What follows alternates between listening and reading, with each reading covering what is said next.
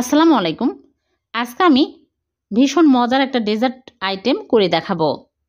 সম্পূর্ণ ইউনিক একটা রেসিপি, খেতে হয় দুর্দান্ত স্বাদের।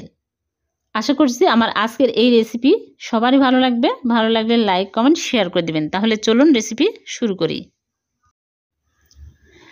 প্রথমে একটা বাটিতে নিয়ে নিচ্ছি কর্নফ্লাওয়ার 1/3 কাপ আর দিয়ে দিচ্ছি পানি 1/2 কাপ। এখন আমি ভালো করে মিক্স করে নিব।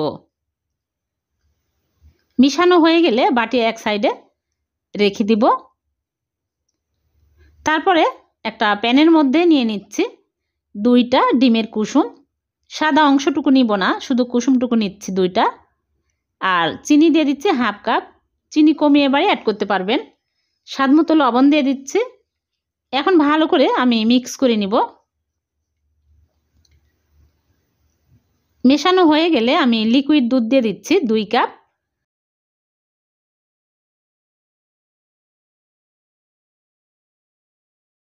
আগে জাল দিয়ে ঘন করে ঠান্ডা করে নিয়েছি, দিয়ে ভালো করে মিক্স করে নেব। তারপরে আমি চুলার উপরে দিয়ে চুলা অন করে দিব, দিয়ে অনবরত নেড়েচেড়ে নিব। একটু নেড়েচেড়ে নিলেই দেখা যাবে যে ফুটে উঠেছে আর ঘন হতে শুরু হয়েছে।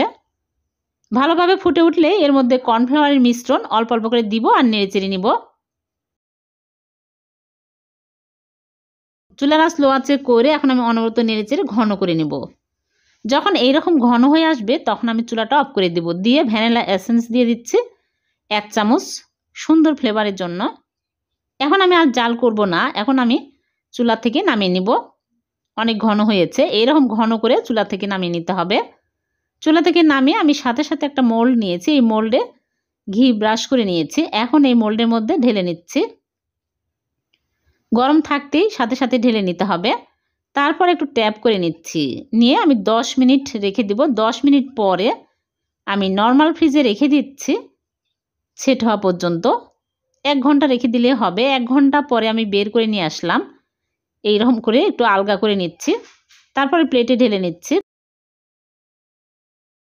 খুব সহজে মোল্ড আউট হয়ে গেল। এখন আমি কেটে আপনাদেরকে দেখাচ্ছি। খুবই মজার হয়ে গেল। 2টা ডিমের কুসুম আর কর্নফ্লাওয়ার দিয়ে ভীষণ মজার পুডিং। আগার আগার পাউডার ছাড়াই যে এত মজার একটা পুডিং তৈরি করা যায়, এই ভিডিও না দেখলে বিশ্বাসই করবেন না। আর খেতেও হয় দুর্দান্ত স্বাদের। খুবই মজার হয়েছে। ছোট বড় বাচ্চারা সবাই অনেক পছন্দ করবে, এতটাই টেস্টি হয়।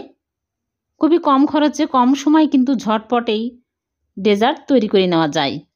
বাড়িতে একবার হলো ট্রাই করে দেখবেন, খেতে অনেক টেস্টি।